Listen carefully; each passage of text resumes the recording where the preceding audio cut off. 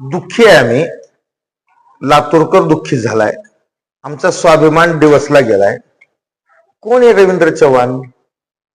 कसल्या सप्पक घोषणा देत होते आणि कसला जोश वाटला त्यांना. एवढा जोश वाटला का आम्ही कधी आदरणीय गोपीनाथ मुंडे साहेबांविषयी असं बोलू शकलो नाही आणि बोलणारही नाही. आम्ही अटलजींविषयी बोलत नाही. आदरणीय विलासराव देशमुख साहेब त्या पद्धतीतले आहेत. आमचा स्वाभिमान आहे. ही पद्धत झाली बोलायची. धर्म काय शिकवतो? हिंदुत्वाचे नगारे पेटता, मरणानंतर वैर संपत, ही हिंदू धर्माची शिकवण आहे. कसलं असलं विकृत वैर आहे तुमचं.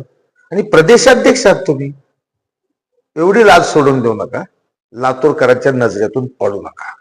भाजपवाले भयग्रस्त आहेत यात काही शंका नाही, पण तू घाबरून सुद्धा काय करायचं ह्याला पण एक मर्यादा आहे ना. कुठल्या टप्प्याला जाणार तुम्ही? कुठं न्यायचं तुम्हाला ही निवडणूक? हे लातूरचे संस्कार नाहीत. हे लातूरचे वळण नाही. एक मर्यादा पाळा. चौकटीत राहा, नाहीतर लातूरकर फेकून देईल तुम्हाला आणि देणारच आहे. संस्कृतीचा यांचा संबंधच नाही हो. हे कधीच चांगलं वागलेलं नाहीत. हे स्वतःच्या कुटुंबात चांगले वागलेले नाहीत. कुठले रवींद्र चव्हाण? काय त्यांचा संबंध? काय योगदान आहे? नीट भांग पाडत नाहीत. आंघोळ सुद्धा करून आले होते का नाही माहित नाही. आणि बोलता साहेबांविषयी.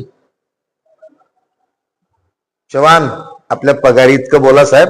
तुम्ही प्रदेशाध्यक्ष आहात. लेवल सोडून नका प्लीज.